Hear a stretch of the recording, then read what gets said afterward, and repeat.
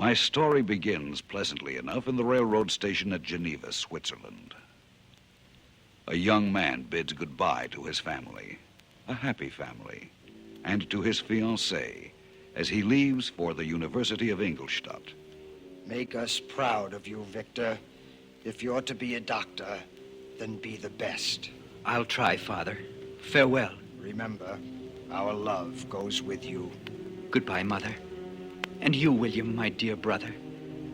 As for you, Elizabeth, my dearest. I know. Words can't express our feelings for each other. I'll be looking forward to your vacations.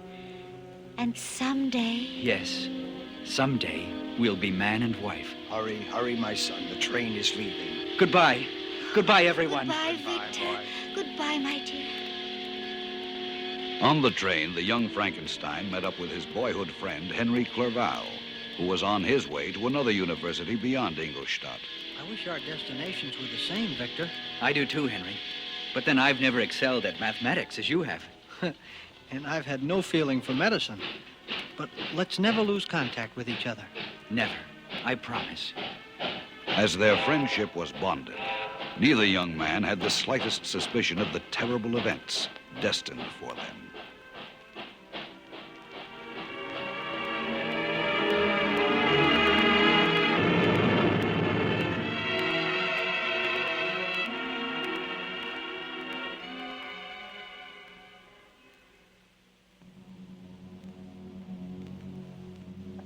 One day in the laboratory at the University of Ingolstadt, the seed of dreadful inspiration was innocently planted in Frankenstein's mind by Professor Waldman. Now I will put exactly 3 drops of the catalyst into the acid. 1. 2. Ready, Frankenstein? Yes, Professor. And the final drop. 3. Observe the reaction of the acid to the catalyst. My dear Frankenstein, you are seeing one of the basic elements of life itself. It's astounding. It's promising at any rate. Who knows? Perhaps next year, perhaps 100 years from now, man will have discovered the other elements which create life. And then he will be able to manufacture creatures in his own image which will do whatever he demands of them. That night, Victor Frankenstein made the first entry into what was to become the account of a man damned by his own creation. As Professor Waldman spoke, I felt as if my soul were grappling with a palpable enemy.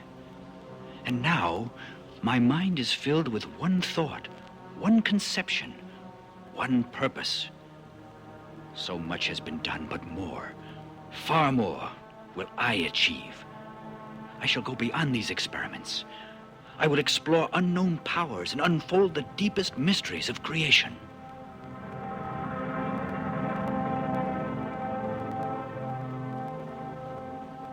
Thus, Frankenstein decided his own horrible destiny. And as the months passed, his studies brought him closer to his ghastly discovery. One of the phenomena which peculiarly attracts me is the structure of the human frame, and indeed anything imbued with life itself. But to examine the causes of life, I must first have recourse to death. I must observe the natural decay and corruption of the human body.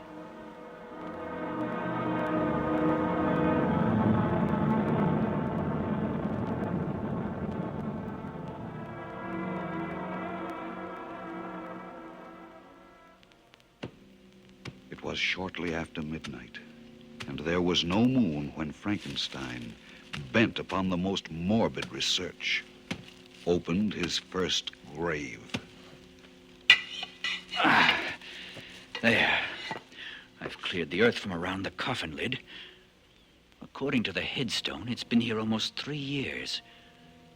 First, I'll light this candle.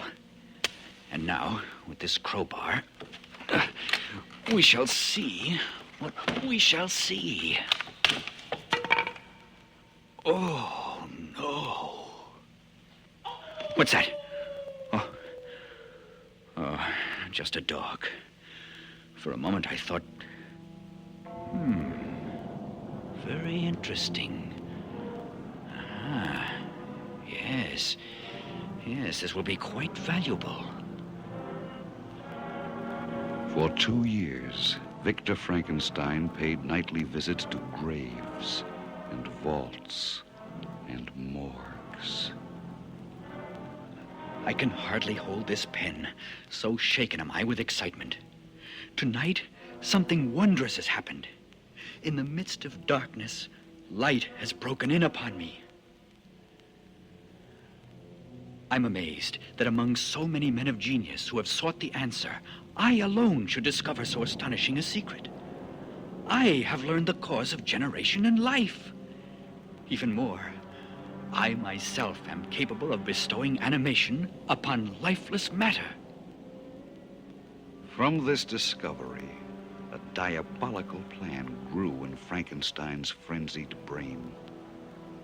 I shall build a man with bones and fibers and muscles and veins, a living, thinking man created from scraps.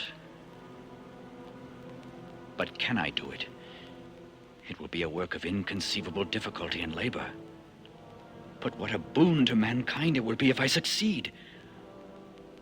I must attempt it. I must.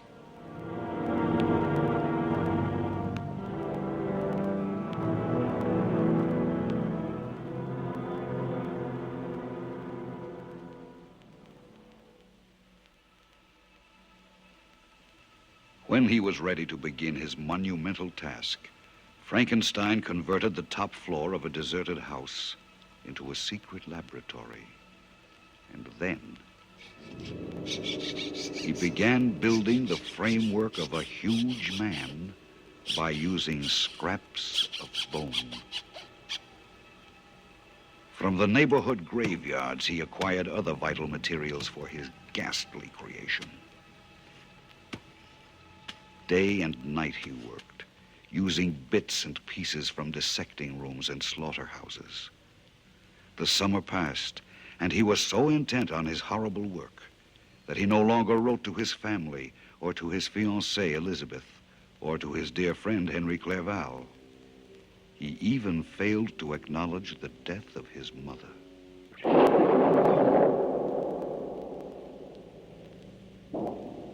Finally, one stormy night, precisely what he had been waiting for, Frankenstein felt that he was ready to bring to life the 8-foot-tall creature lying atop the operating table. I've connected these wires to the lightning rod and conductor. One good strike will send power surging into him. And then, perhaps, life. It's getting closer. The next lightning bolt may do it. The charge went into him. Now, I must remove these electrodes and see. There. Now, there should be the spark of life within him if... His eyelids are twitching. He's breathing.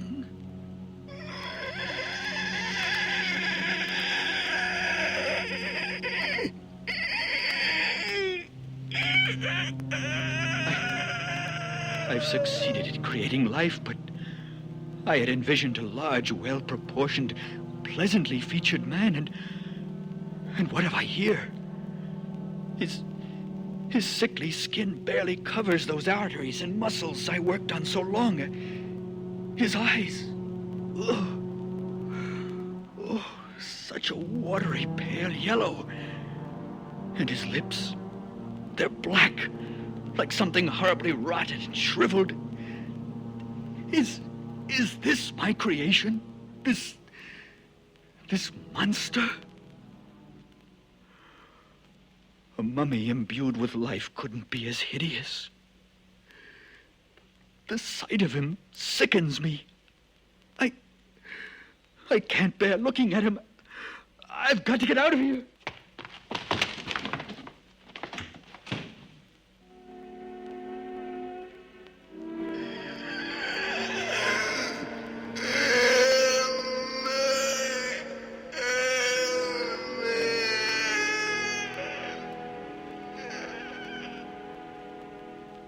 monster lay on the operating table for another moment, and then slowly began to move. Then it got to its feet. Its misshapen body dwarfed the room, and it had to keep its immense, nightmarish head lowered so as not to bump the ceiling.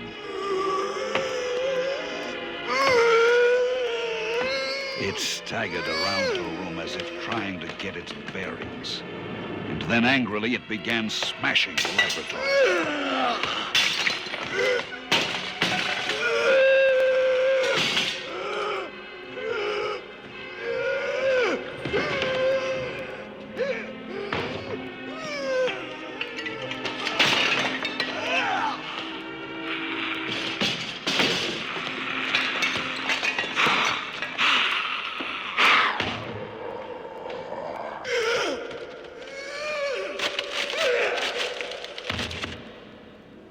The huge monster in the shape of a grotesque human, put together with scraps from the dead and imbued with life by Dr. Frankenstein, had escaped.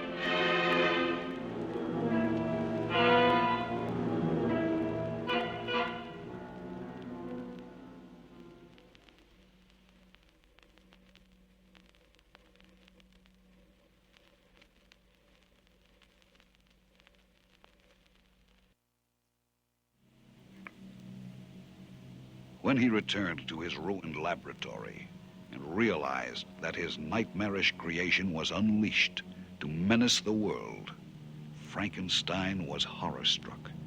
He rushed into the night in pursuit of his demon. But the monster was nowhere to be seen. For weeks he sought the monster, but in vain. One day, Henry Clerval, Frankenstein's boyhood friend, arrived in Ingolstadt. Victor, I'm here at the request of your father. It's been over a year since he last received a letter from you. And I, too, I've been deeply concerned. What's happened? You look as pale and thin as if death were hovering over you. It is, Henry. You should have let us know that you were ill. I'm not. It's something else. But I can't tell you. You need a holiday. Come home with me and we'll visit your family. It'll be good for you and it will reassure them. Very well. Perhaps it's best that I get away from here. Meanwhile, the monster, by keeping to the woodlands, traveling and feeding on fruit and berries only at night, wandered far from Ingolstadt. During this period, its brain, stolen from a cadaver, gradually awakened, giving thought and speech to its grotesque owner. And from a pocket of the large jacket Frankenstein had made for it, the monster drew out a scrap of paper. Victor Frankenstein, Wilhelm Road.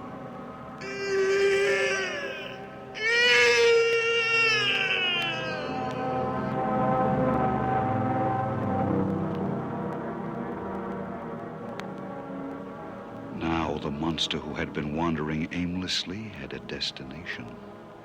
And within a few days it reached the cozy Frankenstein cottage. Inside the Frankenstein cottage, William and his father and Elizabeth, who had stopped by for a visit and was entertaining them, sat around a comfortably warm fire, unaware of the hideous face peering in at them through the window. Outside, the monster, cold and hungry, decided to seek comfort from the loved ones of its creator.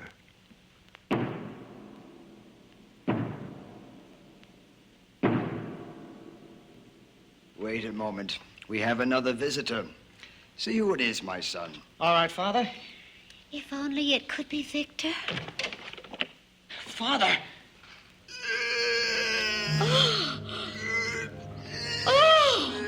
No, don't come in. Get out. Father, Elizabeth, I'll try to hold the monster off. Run for your life. Come, William, come. No, stay up. I can't hold it. My throat is choking me.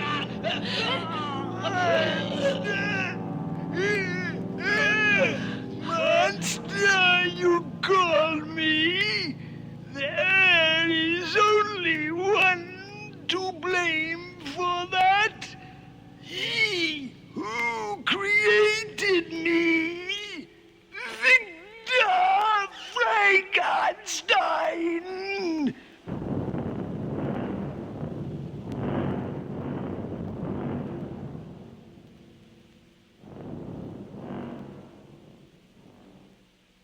And when we returned to the cottage, poor William was dead and the monster gone. Oh, it's horrible, Father.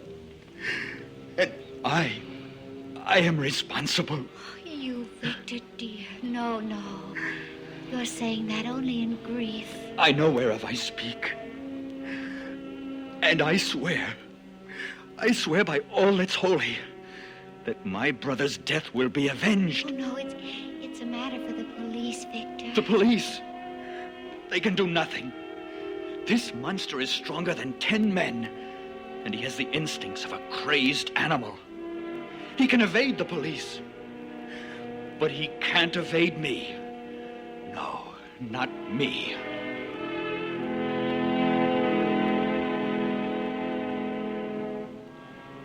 Night after grief-stricken night, Victor Frankenstein searched the countryside for the monster, but to no avail. Then, one midnight, when he had fallen into a restless sleep, Frankenstein was awakened by sensing someone or something in the blackness of his room.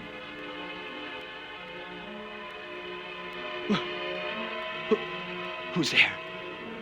Who is it?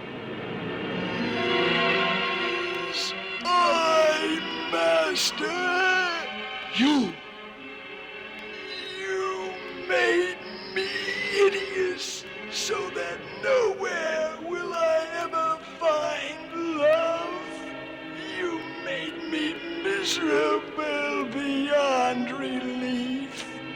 You've meddled enough with divine power.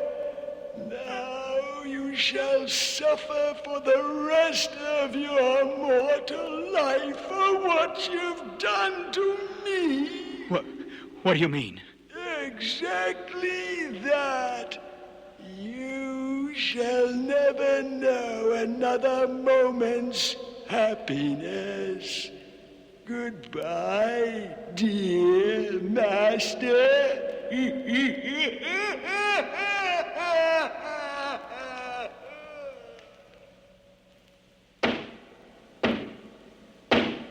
Come in.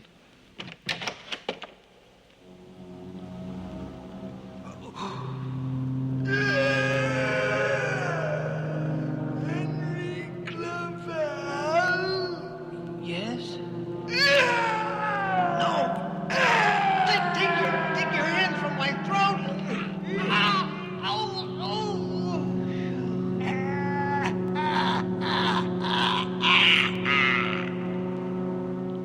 Victor Frankenstein's dearest friend was dead, in a further gesture of the monster's vengeance against its creator. And soon afterward, the old man, the father, died of grief. Gone. All gone. Everyone close and dear to me. But you're not alone, my poor Victor. And I feel certain there is some measure of happiness awaiting us. Set a date for our wedding. Make it soon, dearest. Very well. Victor. Perhaps if we're together, I can better protect you from that fiend.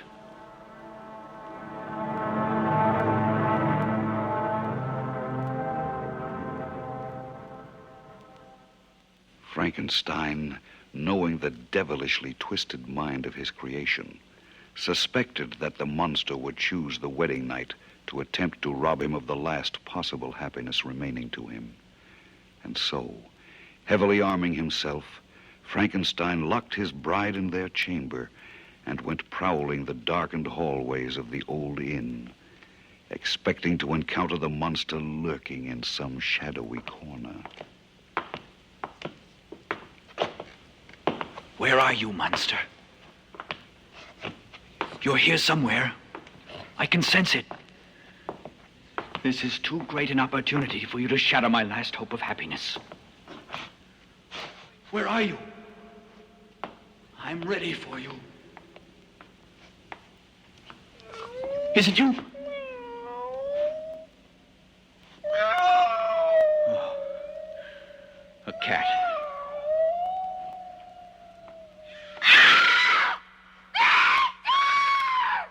The monster must have climbed through the window. I'm coming, Elizabeth! Elizabeth! Elizabeth!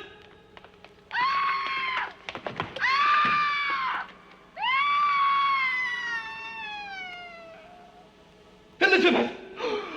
Oh, no! Elizabeth's broken body lay upon the bed, and the draperies swayed wildly in the breeze from the open window. Frankenstein peered out desperately, but he could see nothing. Then, from the blackness, he heard the hideous voice. Vengeance is completed. Beast! I'll destroy you yet!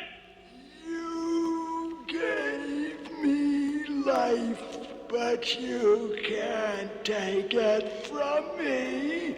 I alone shall do that. What do you mean? On the mountainside, I've prepared a funeral pyre. This miserable frame I myself condemn to ashes. I'll no longer feel the agonies which consume me. I'll be free of suffering, but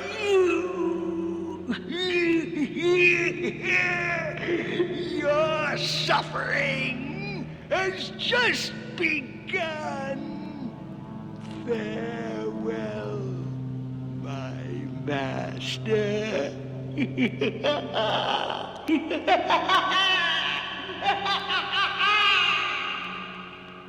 Monster! Monster!